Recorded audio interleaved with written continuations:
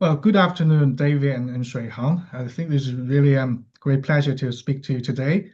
So as we all know, China's public REIT market has been evolving rapidly from a policy trial from 4 years ago into a core pillar of China's capital market. There's an expansion from traditional infrastructure assets into commercial property assets, not just hotels, retails, but also offices and mixed-use property as well. That was a strong evidence of China's effort to transform the property sector from a traditional debt-driven development model into a model that focused more on long-term operation, cash flows, and professional asset management.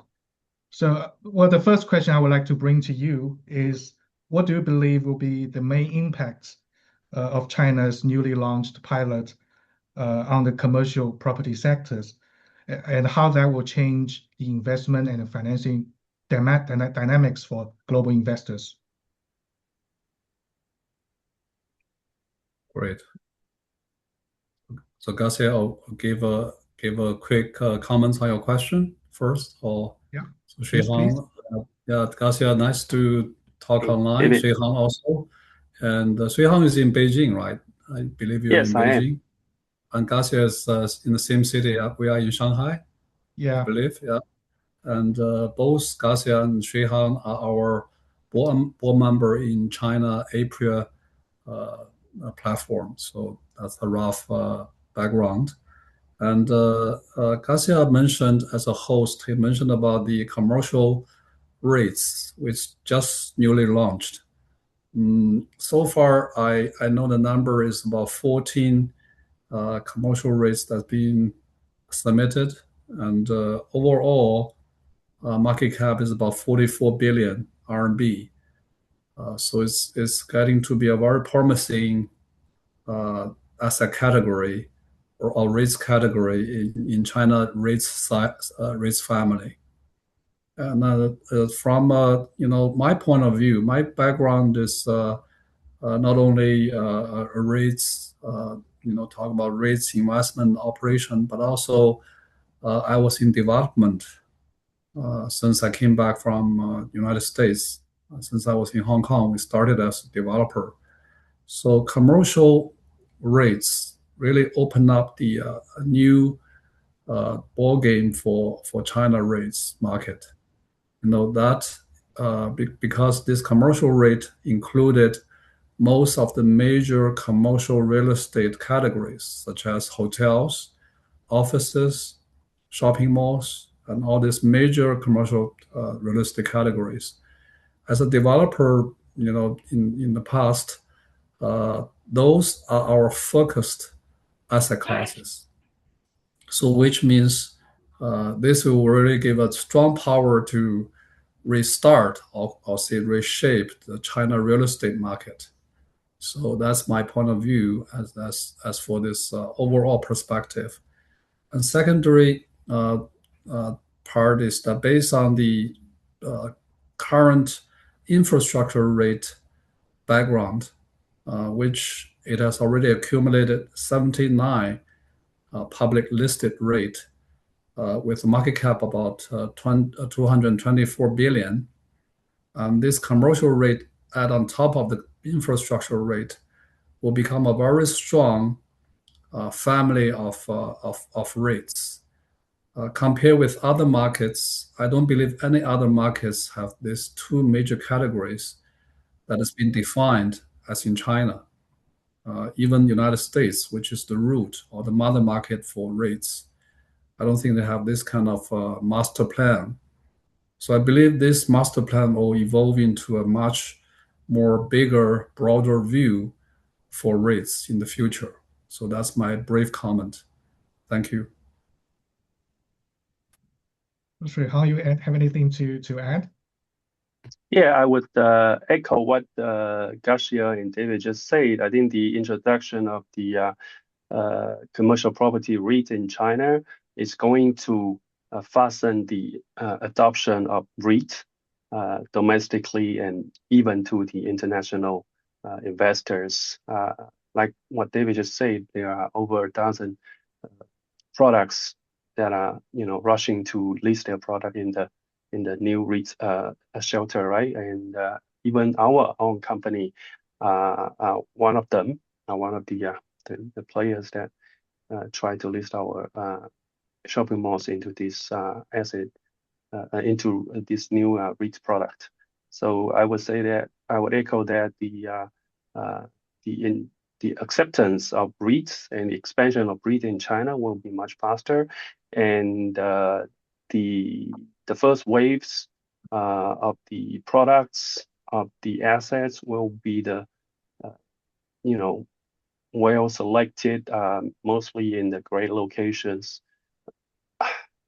Let's call it core assets in all the asset types, and these are actually bringing an unseen opportunity to both domestic and international investors. They would have a chance to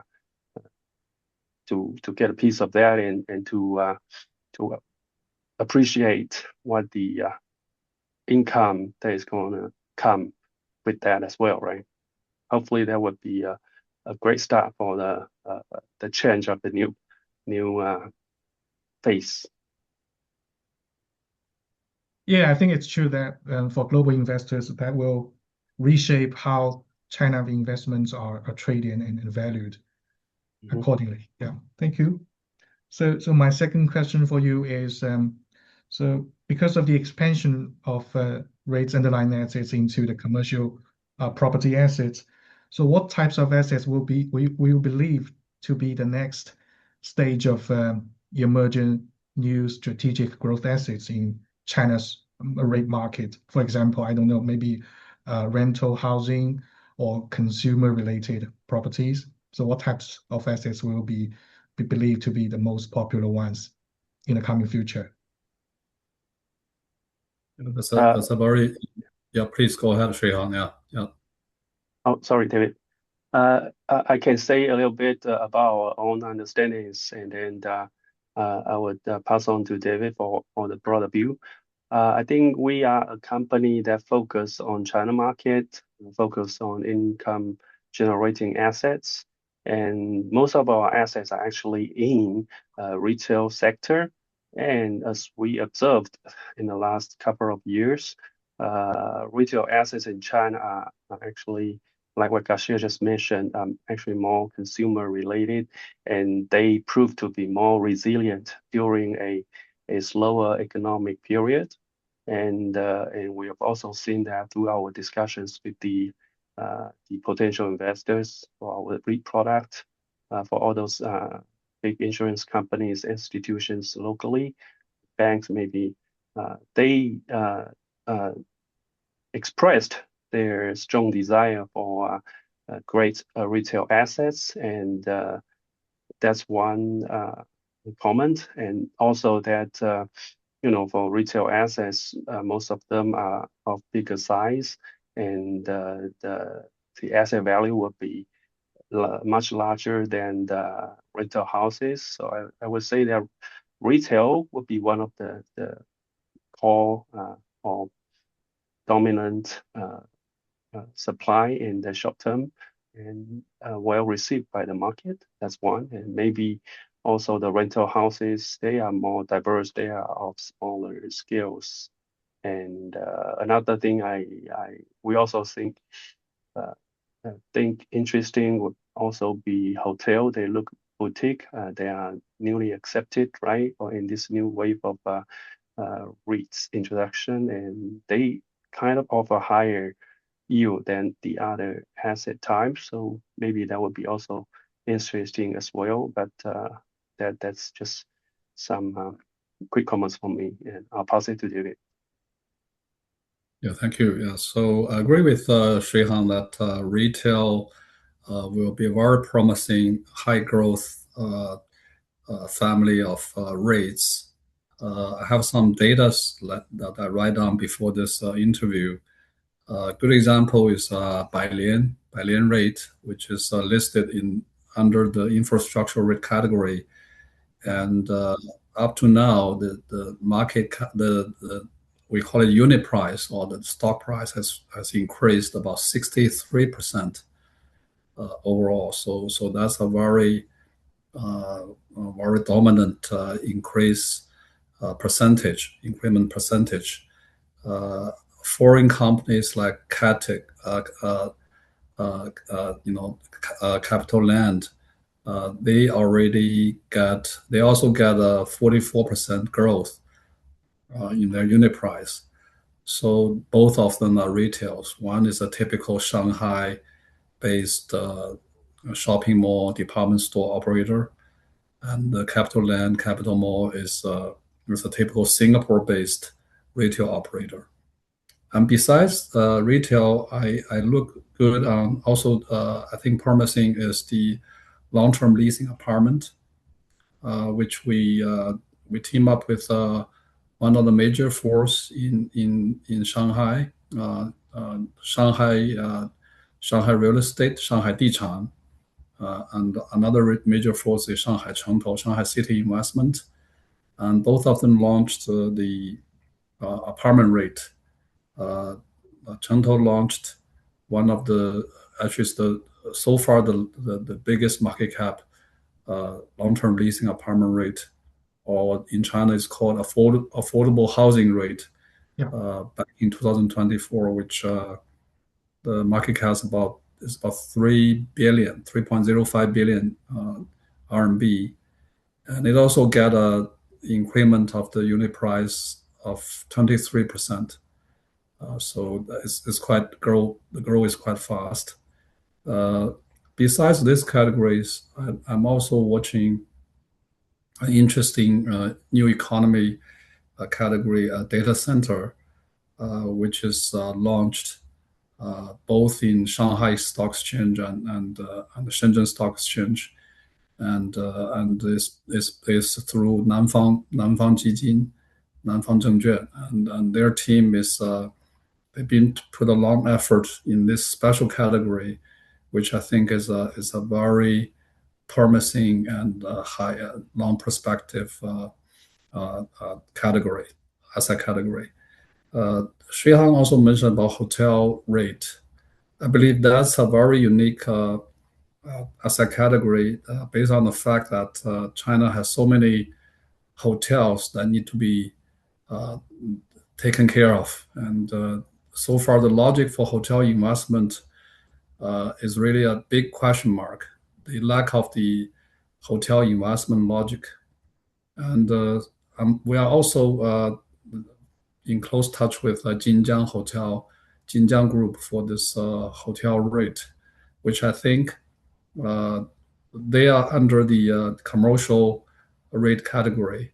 They are planning to be launched in the middle of the year. So we want to watch the performance of this REIT and other hotel REITs, which will be an important factor in China real estate market. As hotel is really, according to the market reaction, is a tough asset category. So that's my view on this question. Thank you. Thank you, David. Thank you, Shuihang. Yeah, I believe both the urbanization of China's commercial properties into even tier 2, tier 3 cities, and also, as you mentioned, the demographic move, they will all be the main factors that investors need to consider in the market. And the third question for you is, so how we believe the global investor, they can better embrace these opportunities, and any challenges they should be mindful, they should be careful, any headwind they should be take care of. So yes, maybe starting from David. Yeah, thank you. So that's a very good question to bring the attention from the international real estate investment resources. Actually, I was in Dubai last year, and since beginning of this year, before this war with Iran happened. So talked to quite a few international investors, including investors from United States, Europe, and also Middle East. Everybody is very curious to know what's the current status and progress of China REIT market. which have been in the role, April also has been in the role of introducing them about the current status. And based on the 4-year past history of the REITs performance, like for example, I mentioned about the top retail REITs, unit price has increased 63%, and with a very stabilized dividend of around 4 to 5%. So this market is stabilized in the way that in its initial stage of stabilization. So I believe the international market should consider seriously about putting their capital into this market. And we've been teaming up with several international players, namely some US dollar fund, some fund from Hong Kong, big name like Brookfield are very, very enthusiastic about China's REITs market, and they've been doing very well in India, also India REITs market. So the REITs market in China has already formed up its own ecosystem. It's not only the REITs secondary, the listed market investment, but also pre-REITs investment, post-REITs. After IPO, we need a lot of merger and acquisition. There's a lot of opportunities exist in this merge M&A, which you can access into listed REITs. So this ecosystem, I think, is also quite logical to international players to consider as an investment category. So I think China REITs market is getting to be matured in the next 4 or 5 years. And at this moment, this starting up moment is the best time for international capital to get involved or really join the battlefield of this special ecosystem. Thank you. So maybe Shuihang, you can add from the localized market insight. Anything to add? Yeah, sure. I think I can come up with an example.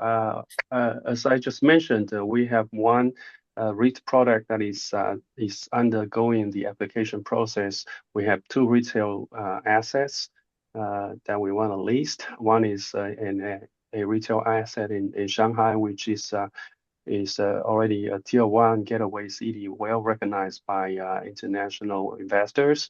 We have another one which is in a tier 3 city in Guangdong.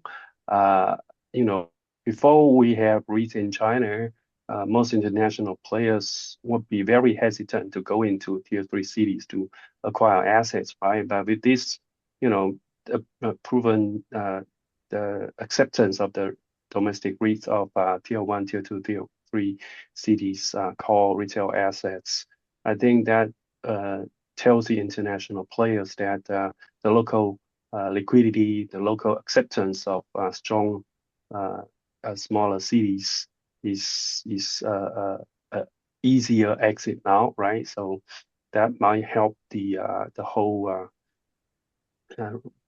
coming back of the investment logic for international investors, hopefully. Yeah, that's one example to add. Thanks, Shuihang.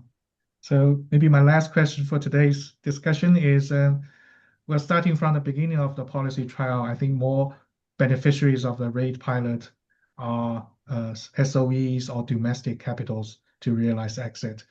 So, but now I think because of the first international sponsored REITs product were already listed in the Shanghai Stock Exchange, so that will be a lot of implication for the incoming new international investors to participate in the market.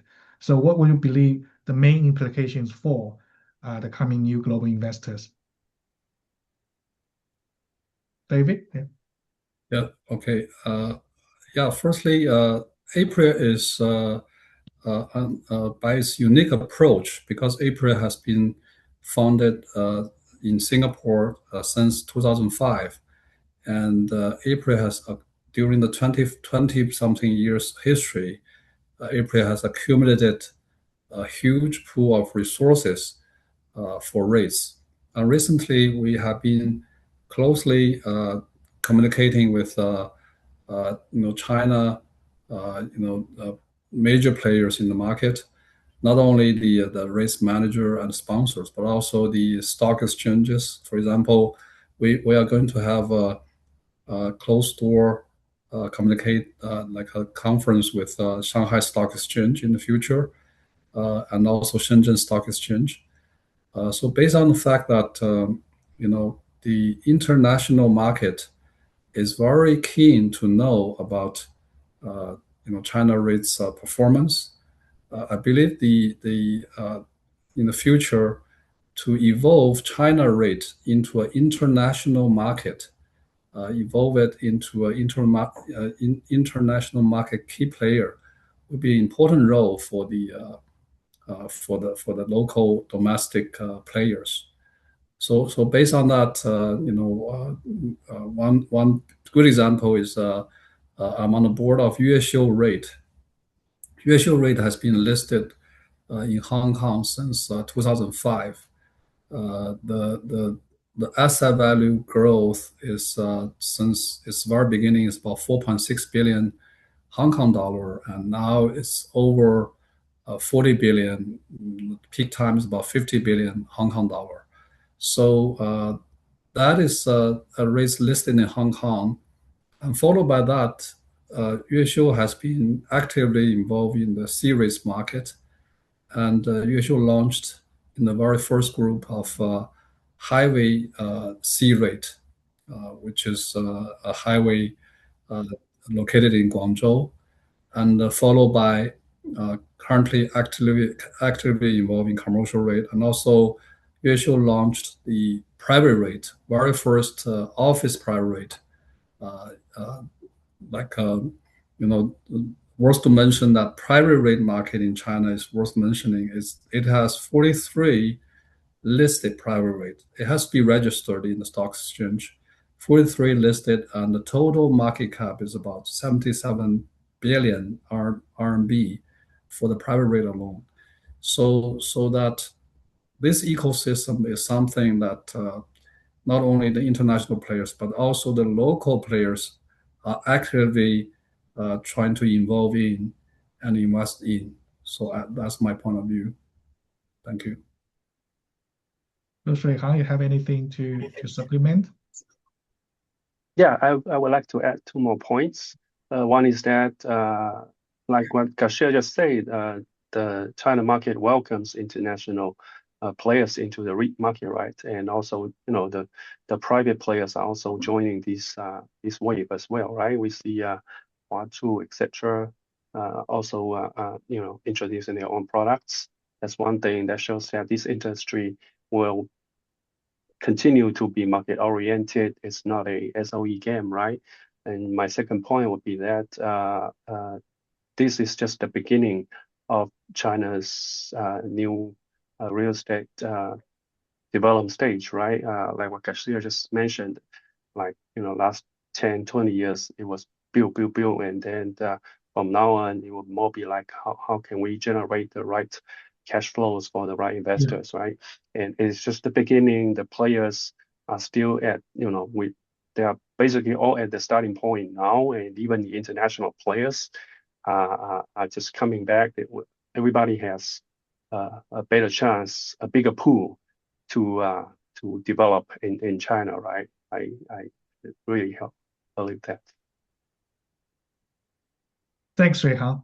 Thanks, David. Thank you. This is really a nice opportunity speaking with you today. And it's already becoming more and more exciting, the China new REITs market, the new transformation. I think there will be a lot of things we can cover, more in-depth market insights we can share in the forthcoming April and April China Spring Summit. So I will look forward to the event in the coming months. Thanks, David. Thanks, Shuihang. Thank you. Thank you, David. Thank you. Thank you, Garcia. Yeah, thank you.